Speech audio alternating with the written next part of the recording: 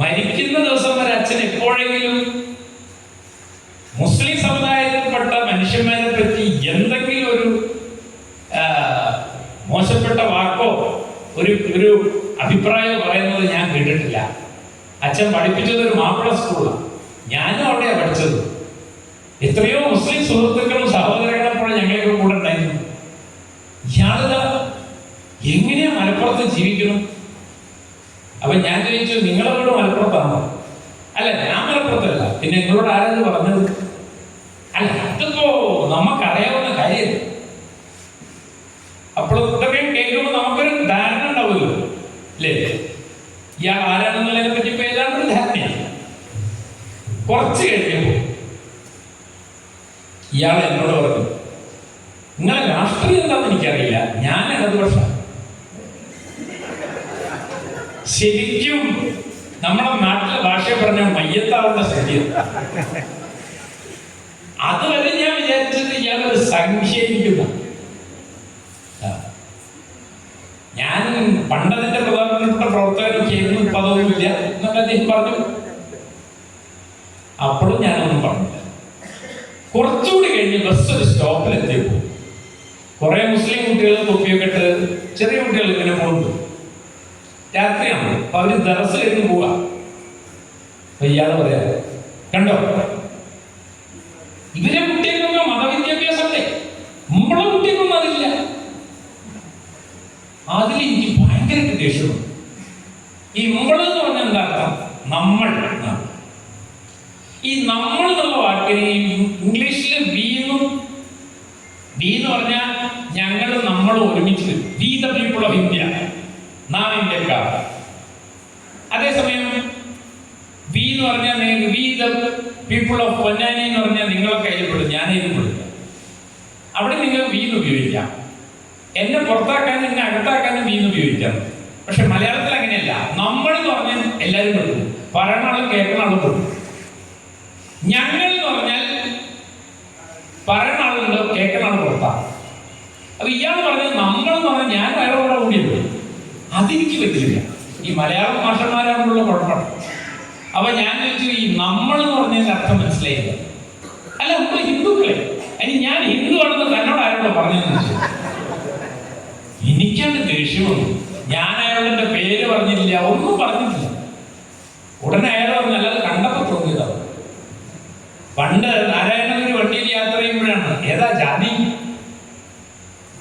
അപ്പോഴാ ചോദിച്ചത്, കണ്ടിട്ട് എന്താ തോന്നുന്നത്? കണ്ടിട്ട് പലതൊന്നും തോന്നുന്നില്ല. പക്ഷെ ഇപ്പൊ മനുഷ്യന്മാർക്ക് അങ്ങനെയല്ല. കണ്ടാൽ തന്നെ പലതും തോന്നുന്ന ഒരു തൃക്കണ്ണ്, ഒരു നെറ്റിക്കണ്ണ് തുറന്നിട്ടുണ്ട്. അതാണ് പൗരസമൂഹ രാഷ്ട്രീയം. വികസനത്തെ കുറിച്ച് മാത്രം നമ്മൾ സംസാരിച്ചുകൊണ്ടിരുന്നാൽ ഈ കണ്ണ് ഇനി എല്ലാ മനുഷ്യന്മാരും നെറ്റിയിൽ തുറക്കും. അങ്ങനെ തുറന്നാൽ 6 വരി പാതയിൽ കൂടി നിങ്ങൾക്ക് മനുഷ്യരുടെ ശവശരീരങ്ങൾ കൊണ്ടുപോകേണ്ടി വരും.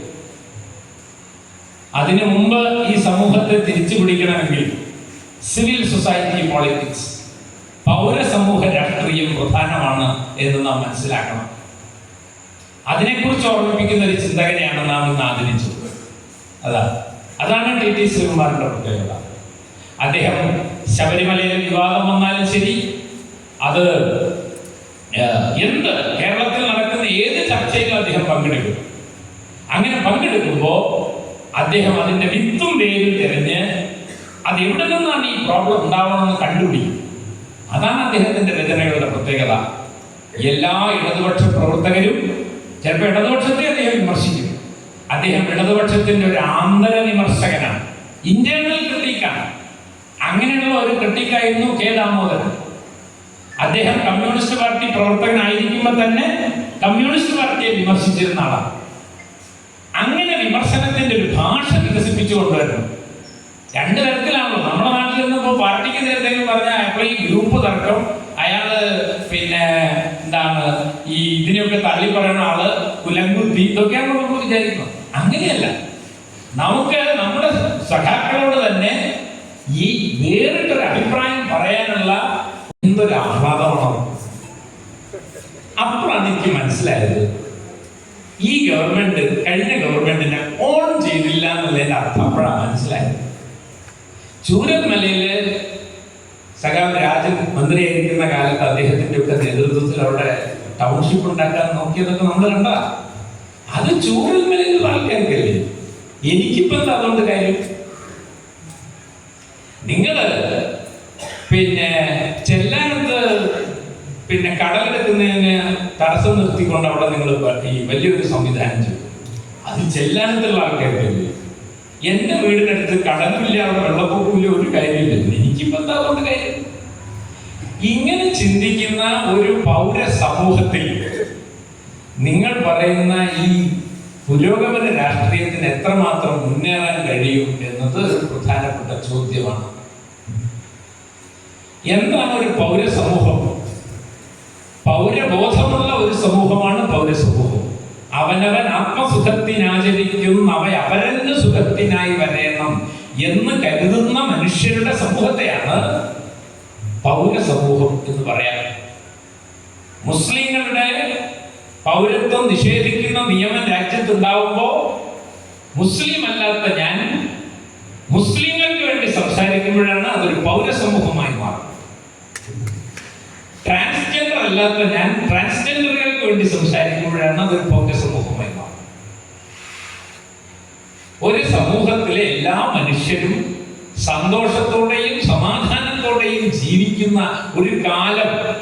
അതുകൊണ്ടാണ് നേരത്തെ സഖാവ് കൊളാടി ഗോവിന്ദൻകുട്ടി പറ്റി പറഞ്ഞത്. അദ്ദേഹം പ്രഭുവായിട്ട് ജന്മിയായിട്ട് ജനിച്ച ആളാണ്, തൊഴിലാളി വർഗത്തിന്റെ ദത്തുപുത്രനായ ആളാണ്. എന്തിനാ അങ്ങനെ ചിന്തിക്കുന്നത്?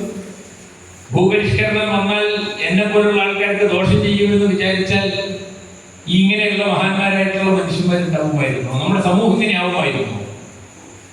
അപ്പൊ നമ്മൾ നമ്മളുടെ പദവികൾക്കും നമ്മളുടെ പരിമിതികൾക്കും പുറത്തു കിടന്ന എല്ലാ മനുഷ്യരെയും ചേർത്ത് നിർത്താനുള്ള നമ്മുടെ ബോധത്തിന്റെ പേരാണ് പൗരബോധം. സമത്വം, സ്വാതന്ത്ര്യം, സാഹോദര്യം. അത് പതിയെ പതിയെ ഇല്ലാതാകുന്ന ഒരു സമൂഹത്തിൽ നേരത്തെ പറഞ്ഞ പോലെ ഒരു ഗവൺമെന്റ് നമുക്കെന്ത് തന്നു, എനിക്കെന്ത് തന്നു എന്ന് ആലോചിക്കുന്ന ഒരു സമൂഹത്തിലാണ് നാം പരാജയപ്പെട്ടത്. അതുകൊണ്ട് ഈ പരാജയം വാസ്തവത്തിൽ ആഴമേറിയതാണ്. ഇത് പൗര സമൂഹത്തിന്റെ, സിവിൽ സൊസൈറ്റിയുടെ പരാജയമാണ്. ഇനിയാണ് എനിക്ക് ശ്രീകുമാറിലേക്ക് വരാനുള്ളത്. ഈ പൗര സമൂഹത്തിന്റെ പരാജയത്തെ പറ്റി, തകർച്ചയെ പറ്റി 90കൾ മുതൽ നമ്മളെ ഓർമ്മിപ്പിച്ചുകൊണ്ടിരിക്കുന്ന ഒരു ചിന്തകനാണ് ഡോക്ടർ ടി.ടി. ശ്രീകുമാർ. അന്ന് മുതൽ അദ്ദേഹം സംസാരിക്കുന്നത്